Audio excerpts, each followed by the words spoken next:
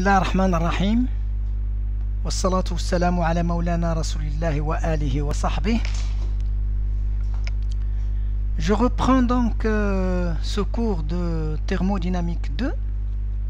Je vais essayer d'en donner un résumé de tout le contenu du programme pour préparer le contrôle prochain, Inch'Allah. Donc, on va dire alors que en résumé, les chapitres essentiels qui seront traités, il y a le premier chapitre que nous avons nommé thermodynamique 1, dans lequel on va essayer de mettre l'accent sur les réversibilités et l'évaluation de l'entropie. Donc les réversibilités, c'est une partie importante de ce chapitre, et le calcul du bilan d'entropie, c'est-à-dire on doit savoir calculer la variation d'entropie, l'entropie échangée et l'entropie créée.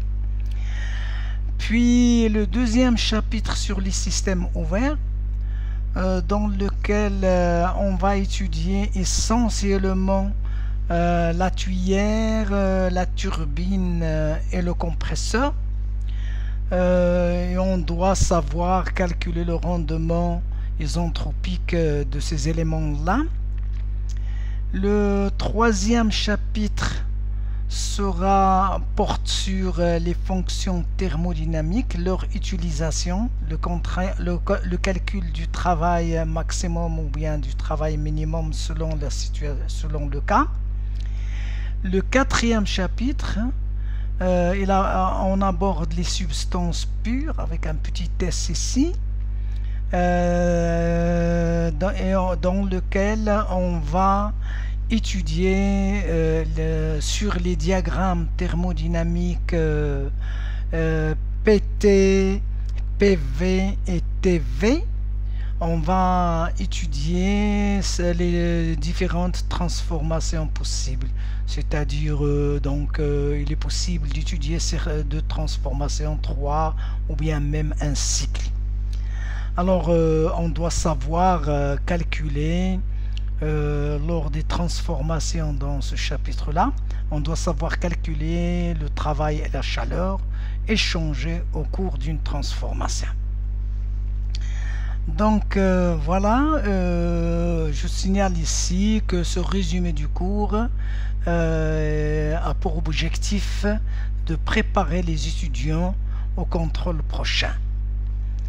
Il est essentiel de dire que aussi nous avons abordé certains exercices. C'est des exercices qui ont été traités avant, que ce soit en travaux dirigés ou bien même dans le cours. Ces exercices-là, je pense que c'est des exercices types qui font comprendre le cours de manière globale. Bien. Alors, on commence donc par le chapitre 1,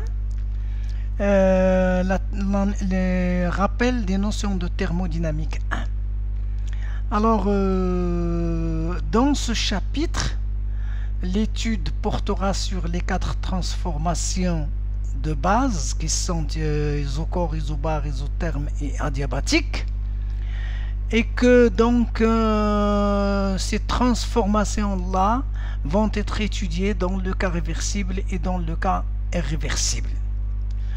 Les systèmes que nous allons étudier sont principalement un gaz parfait qui peut être l'air ou une vapeur quelconque. On admet que lors de toutes les transformations, les capacités calorifiques, que ce soit à volume constant ou bien à pression constante, sont indépendantes de la température, donc sont prises constantes. Bien. La première transformation, c'est la transformation isochore, qui signifie donc que le volume est constant. Alors, si la transformation est isocore, la première des choses à laquelle on doit penser, c'est que le volume est constant, donc le travail est nul. Le travail échangé est nul. Ici, donc, on parle de système fermé. Et que la variation de l'énergie interne est égale à la chaleur échangée, qui s'écrit donc pour les gaz parfaits, c'est V facteur de T final moins T initial. Donc ceci, c'est quelle que soit la nature de la transformation, qu'elle soit réversible ou irréversible. La variation d'entropie peut être calculée à l'aide de la formule suivante, parce que, bien sûr, si la transformation est isocore, il vaut mieux utiliser la relation qui donne CV, dans laquelle on utilise CV. Et donc, ce terme-là est égal à 0, donc il reste d de S est égal à CV dt sur T, ce que l'on peut intégrer facilement donc et obtenir que la variation d'entropie est égale, si la transformation est réversible, cette variation d'entropie est égale à l'entropie échangée, est égale donc à CV ln de T final sur T initial. Et on sait que la réversibilité donne que SC est égal à 0, donc bien. Le calcul, donc, c'est très facile, ici.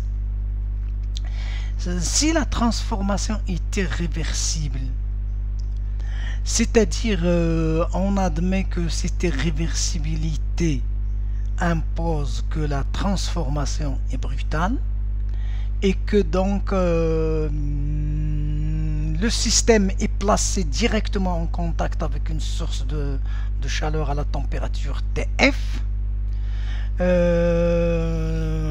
on obtient alors que la variation d'entropie s'écrit sous cette forme-là, toujours parce que la transformation est isocore et que donc l'entropie est une fonction d'état. On peut la calculer par intégrale, on admet que la transformation, comme si la transformation est réversible, mais l'entropie échangée est égale donc à un échange de chaleur qui s'effectue à la température finale. Parce que le passage, la transformation s'est fait brutalement à la température TF. Et que donc l'entropie créée, c'est la différence entre la variation d'entropie et l'entropie échangée, qui donne donc ce résultat. Bien. Donc le calcul, c'est très simple. Je répète, si la transformation est isocore, le calcul du travail, c'est toujours 0, que la transformation soit égale, soit réversible ou irréversible. La variation de l'énergie interne est égale à la chaleur échangée. Il se calcule de la même manière pour toute transformation, que ce soit réversible ou irréversible. La variation d'entropie, on doit utiliser l'expression de Q qui contient CV. Comme ça, donc, on va obtenir que d de S est égal à CV dt sur T. Donc, on peut l'intégrer et obtenir l'expression de delta S. Et que si la transformation est réversible, donc l'entropie créée est égale à 0. Et on a alors égalité entre la variation d'entropie et l'entropie échangée. Ici, la transformation est irréversible. On sait calculer la variation d'entropie reste toujours et se calcule toujours avec la même expression comme si c'est réversible. Et l'entropie échangée est égale à la chaleur échangée à la température TF. Et que la différence donne l'entropie créée. Très bien. Alors maintenant, je passe à la deuxième transformation isobare. Si la transformation est isobare, alors nous avons donc delta U toujours est égal à l'expression CVTF moins TI parce que le gaz est parfait. Delta H est égal à CP est égal à Q parce que la transformation est isobare. Et que donc W est égal à delta U moins delta H. c'est la différence entre la variation de l'énergie interne et la chaleur échangée. On obtient donc cette relation-là et que l'on peut savoir, on peut directement écrire cette relation pour le travail, même si sans utiliser cette relation. Parce que de toute façon, W est égal à moins P final, ou bien P initial parce que la transformation est isobare. Donc ici j'ai mis PE, alors facteur de VF moins V initial. Bien. Le calcul de la variation d'entropie doit se faire en utilisant la relation de la chaleur échangée qui contient Cp, parce que ce terme-là va être nul et on aura alors d de S est égal à Cp dt sur T. Si la transformation est réversible, donc on intègre et on obtient la variation d'entropie est égale à l'entropie échangée, qui est égale à cette expression-là, facile à obtenir. Et puis, sachant que la réversibilité donne que l'entropie créée est égale à 0. Ça, c'est un résultat de thermodynamique 1. Pour toute transformation irréversible, si la transformation est irréversible, alors le mot isobare ici va être remplacé par monobar. Et on admet que la transformation s'est effectuée brutalement à la température finale TF. Toujours la variation d'entropie est égale à Cp ln de Tf sur Ti et l'entropie échangée est égale à la chaleur échangée à la température finale Tf. Et l'entropie créée est donnée par l'expression suivante. Donc normalement ces choses-là doivent être évidentes et très simples, que l'on doit pour être capable de les faire en vitesse. Bien, la troisième transformation, c'est la transformation isotherme. Alors, toujours donc, on va dire que la variation de l'énergie interne qui est égale à W plus Q est égale à 0 parce que la transformation est isotherme et que le gaz est supposé parfait. Ce qui donne donc que W est égal à moins Q, quelle que soit la condition. Et que donc delta S est égal à SE plus SC, c'est-à-dire à l'entropie échangée plus l'entropie créée, est égal donc à Q sur TS. Bien. Donc, puisque la transformation est isotherme, donc on doit comprendre vite que delta S est égal à Q sur T. Bien. Et que donc Q est égal à moins W.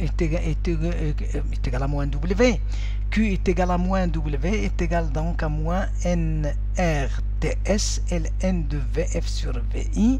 Ceci donc si la transformation est réversible, ce résultat-là donc est bon. Donc on aurait, si la transformation est réversible, delta S est égal à la valeur suivante, qui est égale donc à Q sur TS. Si la transformation était réversible, alors dans ces conditions-là, la pression extérieure PF est imposée brutalement et que donc le travail, je sais qu'il est égal à cette expression-là et elle est égale à moins Q. Donc on ne sait plus intégrer moins PDV parce que la transformation était réversible. J'obtiens le résultat du travail par cette relation-là que l'on peut exprimer sous cette forme-là, par exemple en faisant sortir GTS. Donc je sais la température, c'est-à-dire la transformation est effectuée à la température TS, donc on obtient ce résultat. Bien. Alors, l'entropie créée est égale à delta S moins l'entropie échangée est égale donc à l'entropie créée. Il se calcule par intégrale et on obtient donc ce résultat-là à partir de déjà de la relation précédente. Et puis ce résultat-là, c'est le résultat donc de la chaleur divisé par la température, c'est-à-dire ce résultat que nous avons ici. On obtient donc pour SE le résultat ici. Et puis donc la différence donne l'entropie créée. J'espère que ces choses-là ne posent pas de difficultés pour l'ensemble des étudiants. Si la transformation est adiabatique maintenant, la quatrième transformation de base, dans ces conditions-là, je sais toujours que delta U est égal à W plus Q, et comme la transformation est adiabatique, donc Q égale 0, W est égal à delta U, on peut le calculer puisque c'est un gaz parfait, donc c'est NCV T2 moins T1. Donc j'ai noté ici 2 pour final et 1 pour initial. Et delta S est égal à SE plus SC est égal à SC. Bien, parce que la transformation est adiabatique. Puisqu'il est adiabatique, donc SE égale 0. Pour toute transformation réversible, je sais que SC est égal à 0, ce qui donne donc que delta SC est égal à 0. Si la transformation est adiabatique réversible, alors elle est isentropique, c'est ce résultat-là, qui donne tout de suite l'utilisation de la relation déjà connue PV à la puissance gamma égale constante, parce que cette relation-là est applicable dans le cas des les conditions de réversible adiabatique, c'est-à-dire isentropique. Dans le cas où la transformation est irréversible, cette relation-là, on ne doit pas l'appliquer, il n'est plus valable, et que donc pour toute transformation irréversible, je sais calculer D2S qui s'écrit donc pour un gaz parfait par la relation suivante que je peux intégrer et obtenir donc qu'il est égal, le résultat obtenu ici par intégration, c'est la variation d'entropie, je sais qu'il est égal à l'entropie créée et supérieur à 0 parce que l'entropie échangée est égale à 0 par raison de la diabaticité de la transformation. Bon, je vous remercie. Wassalamu alaikum.